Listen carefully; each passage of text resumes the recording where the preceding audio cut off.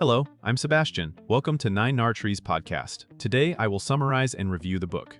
I Am a Strange Loop by Douglas R. Hofstadter is an ambitious exploration of how the feeling of being a self could arise from physical matter. Building on themes that made his earlier work influential, Hofstadter argues that consciousness is best understood not as a mysterious substance, but as a pattern, a self-referential loop that emerges when a system represents itself and reacts to those representations. The book moves between philosophy of mind, cognitive science, neuroscience, and logic, using vivid analogies and thought experiments to make abstract ideas approachable. Rather than offering a simple definition of consciousness, Hofstadter frames the self as something dynamic and layered, shaped by memory, symbols, and the models we maintain of ourselves and others. He also considers identity over time, the social dimension of minds, and why subjective experience feels unified. The result is a provocative account of personhood that challenges common intuitions while remaining grounded in careful reasoning. I will give you key takeaways from this book. Firstly, strange loops as the core idea of selfhood. A central topic of the book is the notion of a strange loop, a self-referential structure in which moving through levels of description unexpectedly brings you back to where you started. Hofstadter uses this as a conceptual bridge between formal systems and lived experience. In this view, the self is not a separate entity sitting inside the brain. It is an emergent pattern created when a sufficiently complex system forms symbols that refer to itself, updates those symbols, and then acts based on them. The loop becomes strange because the system is both the observer and the observed, both the creator of a model and something that the model describes. This creates the intuitive sense of an I, a center of perspective, even though the underlying machinery is distributed across neural processes. The topic matters because it reframes classic questions about consciousness. Instead of asking where the self is located, the emphasis shifts to how self-reference, feedback, and layered representation can produce stable, meaningful patterns. The strange loop idea also allows the self to be gradual rather than all or nothing, opening space to discuss degrees of selfhood across animals, development, and artificial systems. Secondly, symbols, meaning, and the mechanics of mind. Another major topic is how symbols and meaning relate to mental life.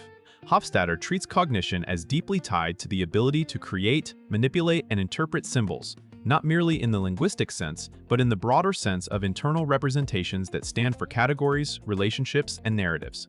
The self, from this angle, is a high-level symbol that condenses countless perceptions, memories, goals, and social roles into a manageable model. This symbol is continually revised as new experiences arrive, and the revisions feed back into future perception and decision-making. The topic highlights why consciousness feels coherent even when the brain is made of many competing processes. A symbol can function as a unifier, integrating disparate inputs into a single story, like thread. Hofstadter also connects meaning to patterns of similarity and analogy, arguing that minds work by mapping new situations onto familiar structures. This gives the book a distinctive style. Instead of treating meaning as a simple code, it is portrayed as a living, context-sensitive phenomenon. The payoff is a framework that links subjective experience to concrete cognitive operations without reducing experience to a single simplistic mechanism.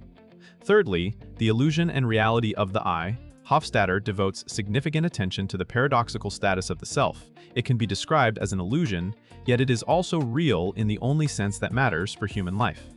The I is illusory if one expects a tiny executive agent in the brain that issues commands and watches a mental screen. No such inner homunculus is required. But the I is real as an emergent, causally effective pattern, a stable abstraction that influences behavior, forms commitments, and maintains continuity across time. This topic tackles common confusion in debates about consciousness, where people assume that if the self is constructed, it must be fake. Hofstadter instead proposes that constructed entities can still be genuine, much like nations, money, or melodies. They are not physical objects in the same way as atoms, yet they have real effects and recognizable identities. The discussion also addresses introspection and why it can mislead. We experience a unified narrator and a single point of control, but that experience may be a story the mind tells using its self-symbol. Understanding the I as a loop-based pattern can make room for both scientific explanation and the felt reality of personal agency. Fourthly, other minds, empathy, and the self as social. The book also emphasizes that selves are not created in isolation. A person develops a sense of I, partly by building models of other people and by realizing that others model them in return. This social dimension helps explain why identity is shaped by language, culture, and relationships, and why human consciousness is deeply intertwined with communication and empathy.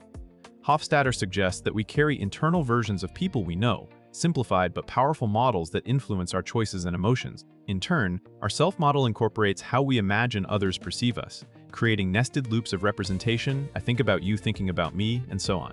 This topic extends the strange loop idea beyond an individual skull, showing how feedback between people can stabilize or reshape a self over time. It also offers a way to think about compassion and moral concern. If minds are patterns and models, then understanding another person involves constructing a resonant internal loop, an approximate but meaningful echo of their perspective. The result is a view of personhood that is simultaneously cognitive and relational, portraying identity as something that lives in networks of understanding as much as in neural circuitry. Lastly, continuity, mortality, and identity. Over time, a further important topic is what it means for a self to persist. If the self is a pattern, then personal identity becomes a question about the stability and continuity of that pattern across change. Hofstadter examines how memory, narrative, and recurring self-referential habits maintain a recognizable I despite constant biological and psychological flux. This framework naturally raises questions about mortality and what, if anything, can continue after death.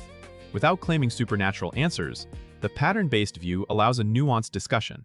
Parts of the person can live on as models in other minds, as influences in culture, and as enduring structures in the memories of those who knew them.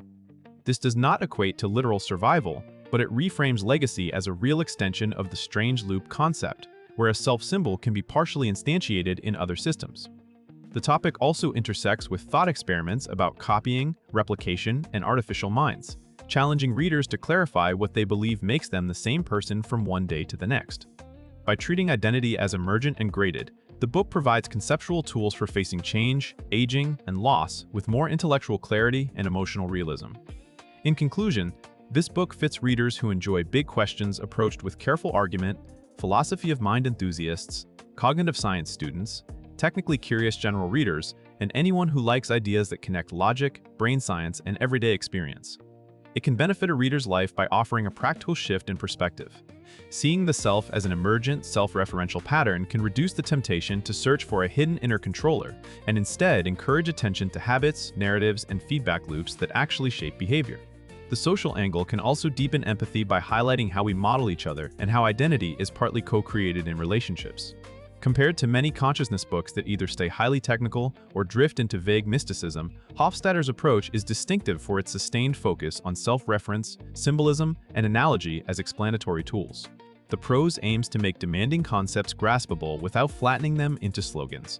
If you want a theory that is bold yet grounded, and you are willing to think patiently through layered arguments, the book is worth buying as a singular, integrative account of why an I can arise inside matter and feel undeniably real. If you would like to support Douglas R. Hofstadter, you can buy the book through the Amazon link I've provided in the podcast description. After reading the book, please let me know what you think and share your thoughts. See you around.